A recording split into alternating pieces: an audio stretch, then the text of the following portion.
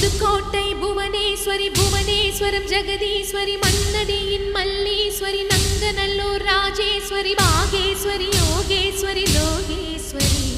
Melmalayanur